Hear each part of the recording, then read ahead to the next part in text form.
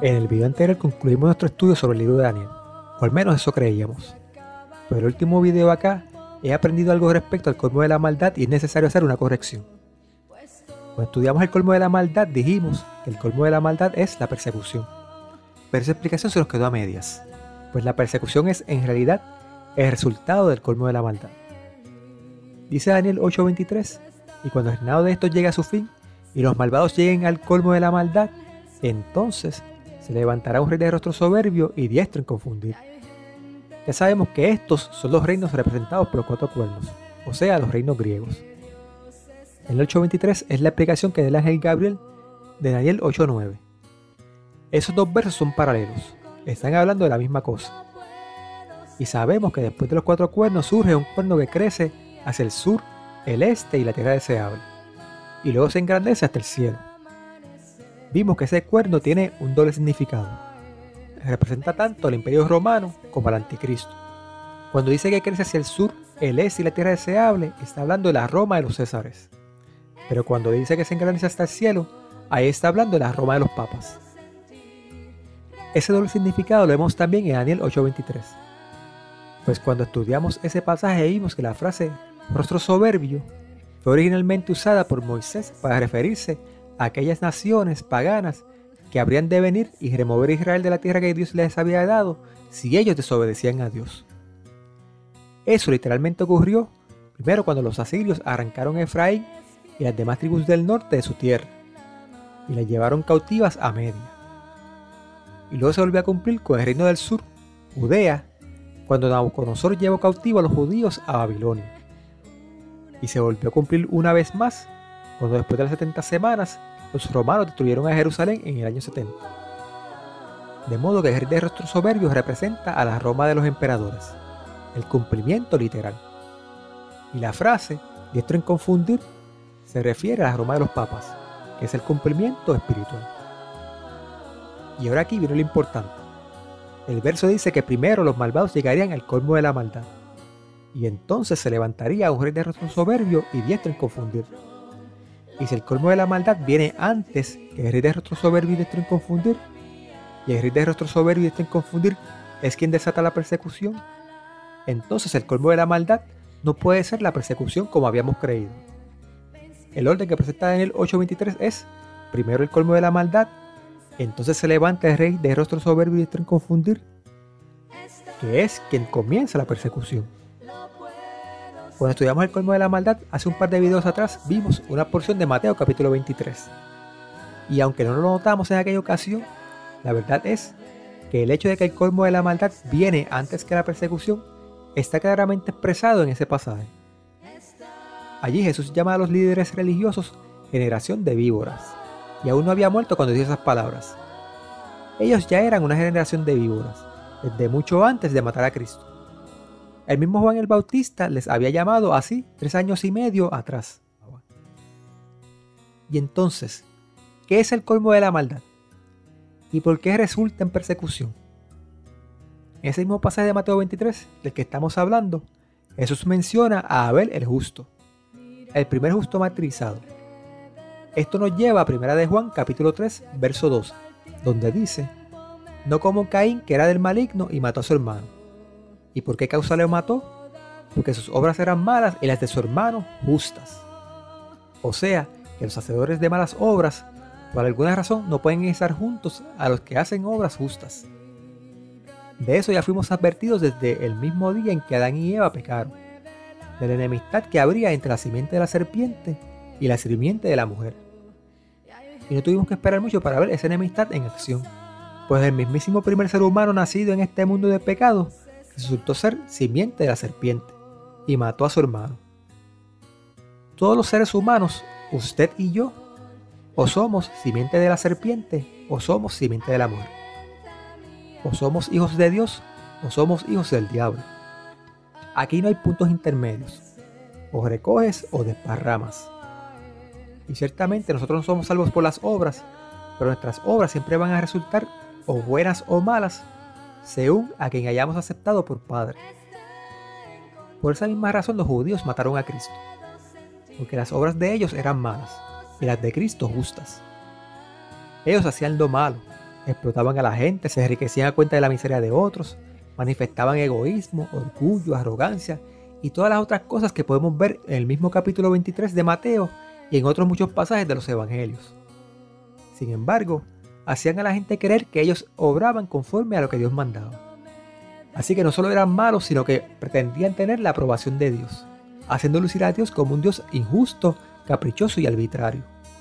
Pero cuando Cristo vino y mostró el verdadero carácter de Dios, la hipocresía de los líderes judíos también fue resaltada, tal y como era. Su hipocresía quedó al descubierto. Ellos presumían ser los elegidos, la simiente de Abraham. Por eso Juan el Bautista les dijo que Dios puede levantar hijos a Abraham hasta de las piedras. Pero una cosa es ser hijo de Abraham según la carne, y otra cosa es ser hijo de Abraham según el Espíritu. Si un hombre tiene sexo con una mujer, lo natural es que ella se embarace y tenga un hijo. Y ese hijo, ya sea judío o gentil, va a ser pecador por naturaleza. Lo sobrenatural es que ese hijo, ya sea judío o gentil, decida en contra de su naturaleza obedecer a Dios. Eso es ser hijo de Abraham según el Espíritu. Hijos de Dios, hijos de Abraham según el Espíritu, nacidos en Cristo, el hombre espiritual, la simiente de la mujer, el nuevo hombre, todos esos términos se refieren a lo mismo. A personas con la misma naturaleza pecaminosa que tenemos todos, pero que se han dejado de impresionar por el Espíritu Santo. El Espíritu los guió primero al arrepentimiento y luego comenzó en ellos la santificación. Sin embargo, eso no fue el caso de los líderes judíos. Por eso, igual que hizo Juan el Bautista, Jesús también les reclamó: si fuerais hijos de Abraham, las obras de Abraham haríais. Y al final les dice claramente: vosotros de vuestro padre el diablo sois, y los deseos de vuestro padre queréis cumplir. Todos conocemos Juan 3:16, porque de tal manera amó Dios al mundo, que ha dado a su Hijo unigénito para que todo aquel que en él cree no se pierda, mas tenga vida eterna. Pero los versos que le siguen no son tan conocidos, porque no envió Dios a su Hijo al mundo para que condene al mundo, sino para que el mundo sea salvo por él. El que en él cree no es condenado, mas el que no cree ya es condenado, porque no creyó en el nombre del unigénito Hijo de Dios. En el siguiente verso aparece la misma idea de 1 de Juan 3:12.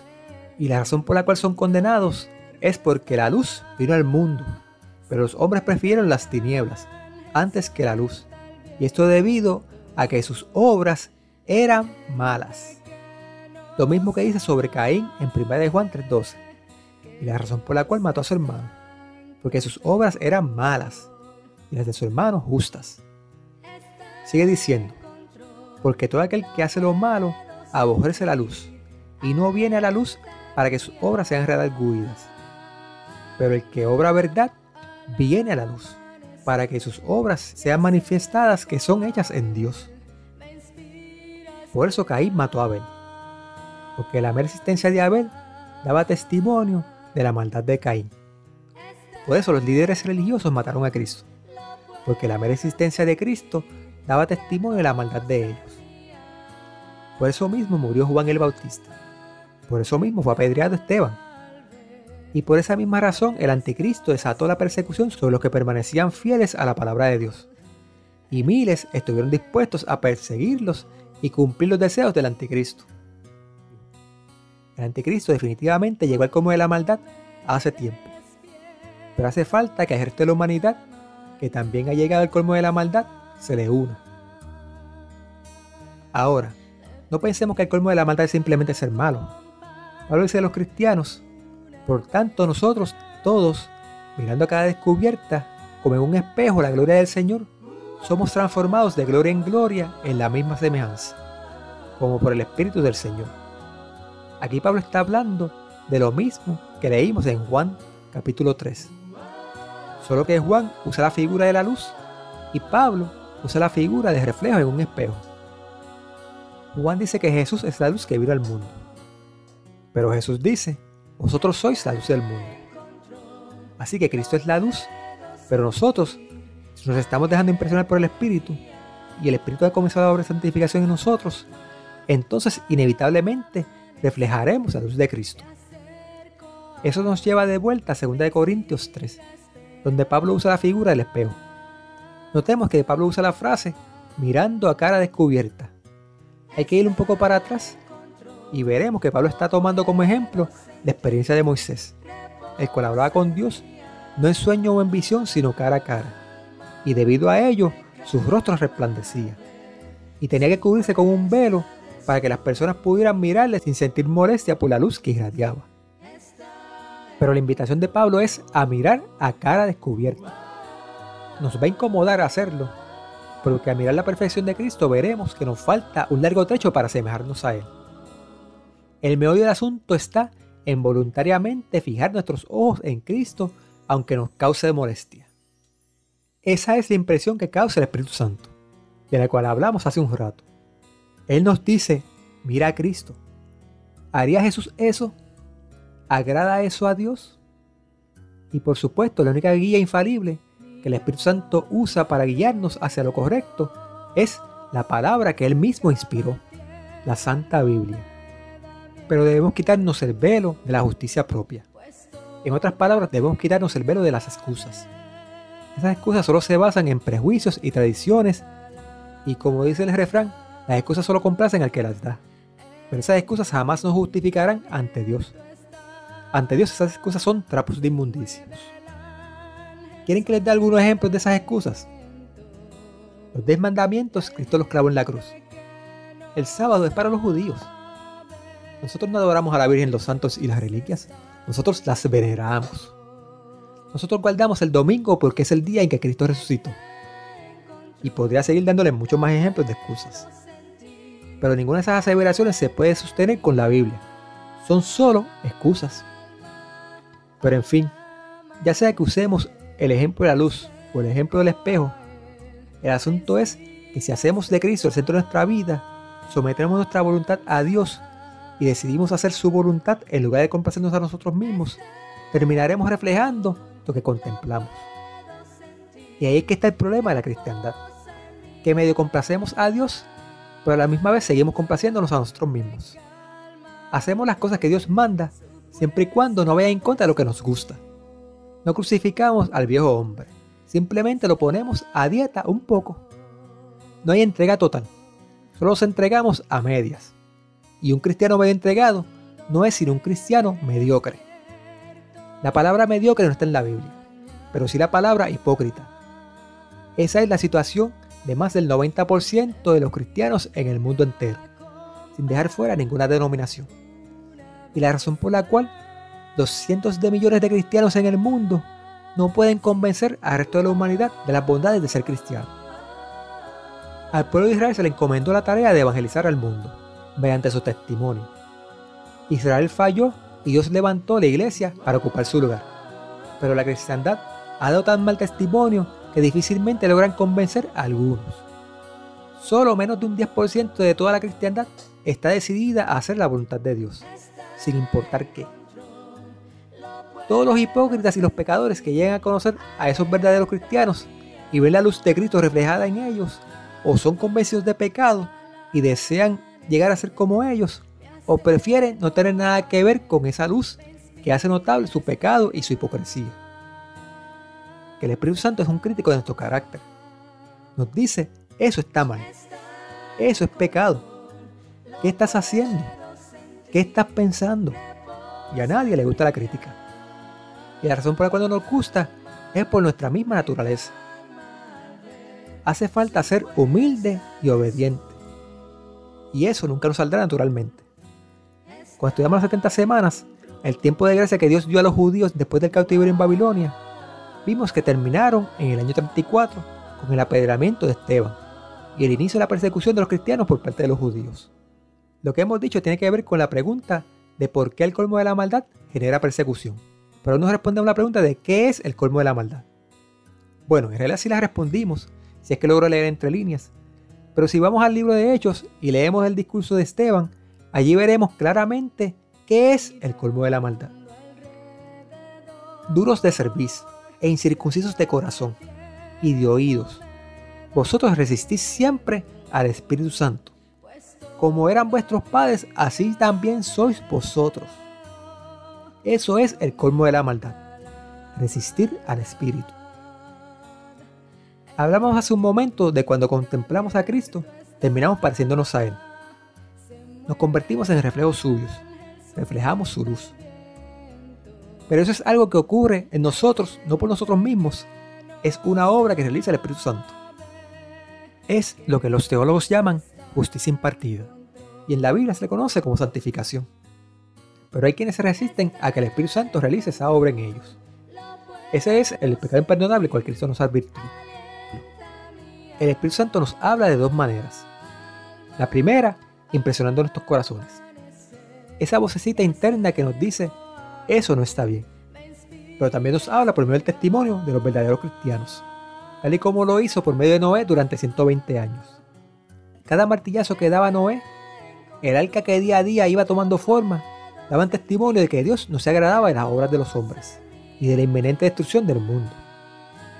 Y aunque nuestra intención al comenzar a hacer estos videos sobre las profecías era simplemente presentar una evidencia de que hay un poder sobrenatural capaz de conocer el futuro y poner esa evidencia en contraste con la idea naturalista de que Dios no existe y que nosotros llegamos aquí gracias a la evolución, la verdad es que hemos terminado dando testimonio de que Dios no se agrada de las obras de los hombres y de que la destrucción del mundo nuevamente es inminente. Resistir al Espíritu comienza con ignorar la vocecita y menospreciar el testimonio de otros. Oímos la voz de nuestra conciencia, pero ese pecado nos gusta y seguimos acariciándolo y dándole vueltas en nuestra cabeza, y finalmente lo hacemos y lo volvemos a hacer y lo seguimos haciendo, y cada vez la lucha entre nuestra conciencia y nuestro deseo pecaminoso es más corta, hasta que finalmente no hay lucha alguna. Cada vez que se nos antoja cometer ese pecado, lo hacemos y ya. Y a esa lucha contra el pecado, la cual nunca podemos ganar con nuestras fuerzas, le añadimos excusas para justificarnos. El asunto es que muchas veces ni es necesario que la gente invente las excusas. Los mismos ministros y pastores se las enseñan desde el púlpito y están en los dogmas y doctrinas de las iglesias. Y conforme nos armamos de excusas, comenzamos a menospreciar a los demás. Les buscamos sus faltas, que de seguro las tienen, pues también son humanos. Pero si no se las encontramos, nos las inventamos. A Noé de seguro lo tacharon de fanático y finalmente lo dieron por loco. Pensamos que esos otros cristianos que sí han oído la voz del Espíritu Santo no son mejores que nosotros, que seguro tienen sus pecados secretos, los cuales ocultan bajo una apariencia de piedad, tal y como lo hacemos nosotros. Como dice el refrán, el ladrón juzga por su condición. Hemos dedicado mucho tiempo a hablar de bestias y de cuernos, y eso es importante, pero el conflicto que realmente importa no es contra el anticristo ni la persecución. El verdadero conflicto es el que se pelea en nuestra mente. Cada uno de nosotros como individuo debe pelear esa batalla. Y el enemigo a vencer no es el diablo, somos nosotros mismos. Es nuestro yo, nuestro egoísmo, la naturaleza que hemos heredado de Adán. Y como esa lucha implica ir en contra de nuestra propia naturaleza, es una lucha que jamás podremos ganar, sino solo por la gracia de Dios. Aquí es que entra en función el continuo, la obra que la divinidad puede y hace a nuestro favor gracias a que Cristo murió en la cruz, pagando por esos derechos. Hay una obra que Cristo continúa haciendo en nuestro favor, y la puede hacer porque ya Él pagó para poderla hacer. Y hay una obra que el Padre continúa haciendo a nuestro favor, y la puede hacer gracias a que Cristo pagó para que la pudiera hacer. Y hay una obra que el Espíritu continúa haciendo, y la puede hacer gracias a que Cristo pagó para que pudiera hacerla. Ese es el continuo. El Espíritu es quien nos convence del pecado y produce en nosotros el arrepentimiento. Si nos arrepentimos y pedimos perdón, Dios nos perdona. Eso es la justificación, o lo que los teólogos llaman la justicia imputada. Ahora, si resistimos al Espíritu Santo, nunca nos arrepentiremos, y por ende, moriremos en nuestros pecados. Y aquí habría que explicar que no es lo mismo arrepentirse que sentir remordimiento. El remordimiento no es sino miedo o vergüenza ante la idea de ser descubiertos y las consecuencias. El arrepentimiento es el dolor por haber decepcionado a alguien que amamos. Pero si usted no ama, es imposible que se arrepienta. Pedro experimentó arrepentimiento cuando escuchó al gallo cantar y recordó lo que Cristo le había dicho la noche anterior. Judas, en cambio, sintió remordimiento. El arrepentimiento es producto del amor. El remordimiento es producto del egoísmo. El Espíritu Santo, además de convencernos de pecado, es quien obra en nosotros la santificación, que es la justicia impartida, de manera que dejemos de pecar. Si lo resistimos, no solo no nos arrepentiremos del pecado cometido, sino que continuaremos acumulando nuevos pecados cada día. En fin, el colmo de la maldad es cometer el pecado imperdonable, resistir al Espíritu Santo. Volvemos nuevamente a Mateo 23, pero esta vez no nos limitaremos a la porción que estudiamos anteriormente. Lo estudiaremos desde el principio. Allí veremos varias características de quienes han llegado al colmo de la maldad. Dice los versos del 1 al 3. Entonces habló Jesús a la gente, a sus discípulos, diciendo: en la cátedra de Moisés se sientan los escribas y los fariseos. Así que todo lo que os digan que guardéis, guardadlo y hacedlo. Mas no hagáis conforme a sus obras, porque dicen y no hacen. La primera característica de quienes han llegado al colmo de la maldad es que saben lo que es correcto, pero no lo hacen. Son buenos para exigir de otros lo que no se exigen a sí mismos. A esa actitud no se le puede dar otro nombre que hipocresía. Verso 4. Porque atan cargas pesadas y difíciles de llevar, y las ponen sobre los hombros de los hombres, pero ellos ni con un dedo las quieren mover. Aquí básicamente Jesús está abundando en lo mismo que acaba de decir en el verso 3. Pero añade algo. Esas cargas pesadas son todas las reglas y tradiciones de invención humana que fueron puestas por encima de la palabra de Dios. Sobre esto mismo Jesús habló en Mateo 15:3. Dice allí: respondiendo él les digo, ¿por qué también vosotros quebrantáis el mandamiento de Dios por vuestra tradición? Y en los versos 7 y 9 añade: hipócritas, bien profetizó de vosotros Isaías cuando dijo: este pueblo de labios me honra, mas su corazón está lejos de mí, pues en vano me honra, enseñando como doctrina mandamientos de hombres. La segunda característica es entonces el inventarse mandamientos y poner esos mandamientos de hombres por encima de los mandamientos de Dios. En Mateo 23 del 5 al 12, más que características nos presenta las motivaciones detrás de las acciones. Estos individuos no buscaban la gloria de Dios, sino su propia gloria. Todos sus motivos son egoístas. Ni siquiera cuando ayudan a los necesitados lo hacen por los necesitados, sino por ellos mismos, para que la gente los vea y los alabe y les muestre admiración. El verso 13 no nos muestra una característica, sino más bien uno de los resultados. Mas hay de vosotros, escribas y fariseos, hipócritas, porque cerráis el reino de los cielos delante de los hombres, que ni vosotros entráis, ni a los que están entrando dejáis entrar. Este tipo de personas difícilmente producirán un discípulo que sea mejor que ellos. Lo único que pueden producir son hipócritas iguales a ellos, o gente tan chasqueada por su mal testimonio que terminen renegando totalmente de Dios. En el verso 14 Jesús señala otra motivación detrás de las acciones, y es el deseo a adquirir riquezas. Lo peor de todo es que no las procuran adquirir por un trabajo duro, sino aprovechándose de la gente. A este tipo de personas es a los que Jesús llama pastores asalariados, que apacientan el rebaño simplemente por adquirir ganancias deshonestas. Como mencionamos hace un rato, Cristo no fue el único que llamó a aquella gente generación de víboras. En Mateo 3:7 vemos a Juan el Bautista haciendo lo mismo. Dice: al ver que muchos de los fariseos y los saduceos venían a su bautismo, les decía: generación de víboras, ¿quién nos enseñó a huir de la ira venidera? Haced pues frutos dignos de arrepentimiento, y no penséis decir dentro de vosotros mismos: a Abraham tenemos por padre. Porque yo os digo que Dios puede levantar hijos a Abraham aún de estas piedras.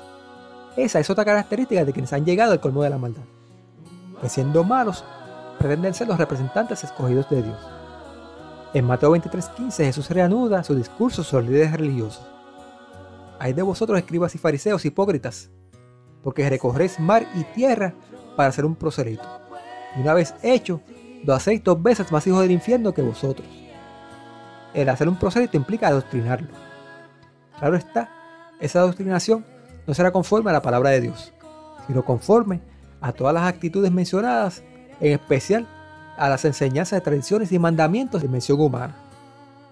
Los versos del 16 al 22 ejemplifican ese adoctrinamiento, basado no en la palabra de Dios, sino en doctrinas y mandamientos de hombres. Los versos del 23 al 26 añaden una característica más: el dar gran importancia a cosas no importantes, como por ejemplo, las costumbres y tradiciones inventadas por nosotros mismos, y menospreciar en cambio las cosas que son de vida o muerte eternas, como el amor. Un ejemplo de un mandamiento inventado por los hombres que es puesto por encima de los mandamientos de Dios es el prohibir las transfusiones de sangre. En ningún lugar de la Biblia se prohíben las transfusiones de sangre. Lo que la Biblia sí dice es: no matarás. Otro ejemplo de tradiciones a las que se le da gran importancia lo son los llamados ríos de agua viva. Esa falacia de que cuando a uno se le eriza la piel, debido a la experiencia de algo que lo impresiona, ese erizar de la piel son los ríos de agua viva que menciona la Biblia. Y porque se me erizó la piel, eso quiere decir que recibí el Espíritu Santo. Debido a esa creencia, los cultos de las iglesias protestantes ahora giran en torno a música a todo dar, efectos de luces y todo tipo de cosas que puedan impresionar a la gente. De manera que el culto a Dios, que debería ser un culto racional, se convierte en un culto emocional. Otro ejemplo de mandamientos humanos a los que se les quiere dar más importancia que los mandamientos de Dios es la idea de que a Dios hay que orarle con el rostro pegado al suelo. Si usted se siente impresionado a orar de esa manera porque se siente indigno de estar ante la presencia del Rey y Señor del universo, amén. Enciérrese en su cuarto y derrame su corazón a Dios en secreto. Pero si a usted le encanta tirarse al suelo en público para que la gente lo vea y menosprecia a los que no oran de la manera que lo hace usted, créame que el del problema es usted. Y podemos seguir mencionando ejemplos similares a estos, o incluso cambiar a los mandamientos de Dios que ahora son tenidos como cosas triviales. Pero mejor continuamos. Esa costumbre, si es que podemos llamarle así, de por un lado convertir en santo cosas comunes que Dios nunca santificó, y por el otro trivializar aquello que Dios sí santificó, es la última característica que encontramos en Mateo 23. De los versos 27 en adelante, eso simplemente hace hincapié en la hipocresía de los líderes religiosos, hasta llegar al desenlace inevitable del colmo de la maldad, la persecución. Repasemos las características de quienes han llegado al colmo de la maldad. La primera, no obran conforme al conocimiento que tienen. O sea, saben hacer lo bueno y no lo hacen. Son aquellas cuyas palabras dicen una cosa y sus acciones dicen otras. La segunda está estrechamente relacionada con la primera, pues habla de demandar de otros lo que nosotros mismos no estamos dispuestos a hacer. ¿Ha escuchado usted alguna vez la frase, y eso que es cristiano? Todos tenemos un elevado estándar de lo que un cristiano debe ser, cuando se trata de juzgar a otros. Pero a la hora de mirarnos a nosotros mismos, tenemos 1.000.000 de excusas para no hacer lo que sabemos que debemos hacer. Hasta aquí podríamos considerar que la segunda no es sino una extensión de la primera. Pero la segunda encierra algo que debemos tomar por separado, y es que crean sus propias doctrinas y mandamientos. Esas son las cargas pesadas de las que habla el pasaje. La tercera característica es que sus motivaciones son egoístas, por fama, como lo vemos en los versos del 5 al 12, o por fortuna, como lo vemos en el verso 14. La cuarta característica es que pretenden ser los elegidos de Dios, y que están por encima de los demás, de manera que los demás deberán someterse y obedecerles. Y la quinta, que guarda mucha relación con la segunda, es la de dar por santo cosas comunes que Dios nunca santificó, y dar por comunes las cosas santas que Dios sí santificó. Esas 5 actitudes presentes en los líderes religiosos judíos son las mismas que manifestaron los líderes religiosos cercanos al gobierno durante la Edad Media, que resultaron en el surgimiento del anticristo. La única diferencia estriba en los mandamientos que unos y otros se inventaron, y en las cosas santas que tribalizaron y las cosas comunes que pretendieron hacer pasar por santas. Hay muchas otras características en la Biblia que manifiestan a aquellos que resisten al Espíritu. La lista de obras de la carne que da Pablo en Gálatas 5, 19 al 21 es una de ellas. Y cada una de esas obras las podemos ver manifestadas entre los escribas y fariseos. Y las podemos también ver manifestadas en la historia de los papas. Pero preferimos mantener las cosas simples por ahora y solo nos referiremos a estas 5 características. Esas 5 características, pero especialmente la segunda y la quinta, son las que dan forma a la política, ideología, filosofía y teología del anticristo. Y resulta que la política, ideología, filosofía y teología del anticristo es lo mismo que la abominación asoladora. De manera que el colmo de la maldad y la abominación asoladora son la misma cosa. Pero en Mateo 23, además de características, vemos resultados del colmo de la maldad. El primer resultado es que no solo se pierden ellos, sino que se pierden todos los que son adoctrinados por ellos. Ellos no conocen el camino que lleva a la salvación, y por consiguiente, no se lo pueden mostrar a nadie. Lo único que pueden mostrar a la gente es el camino ancho que lleva a la perdición. El segundo resultado es similar al primero, desde el momento en que un perdido no puede indicarle el camino a otro perdido. Pero este resultado añade el afán proselitista, que es resultado directo de la tercera y la cuarta característica. Dado que estos perdidos, a pesar de estar perdidos, se creen los elegidos por Dios para mostrar el camino a otros, y encima los impulsa el afán de obtener fama y fortuna, no son pocos los perdidos gracias a ellos, pues están activamente ocupados en extraviar a otros. Y por último está el resultado inevitable de haber llegado al colmo de la maldad: el perseguir a todo aquel que les lleve la contraria. En otras palabras, el perseguir a todo aquel que se opone a la abominación asoladora. Así que el colmo de la maldad resulta en persecución. Y la abominación asoladora es asoladora porque resulta en persecución. No nos creamos eso de que ser cristianos es llegar a un estado donde todo es color de rosa y todo nos va a ir bien. Pablo nos dice que todos los que quieran vivir piamente en Cristo Jesús padecerán persecución. ¿Ven la ecuación?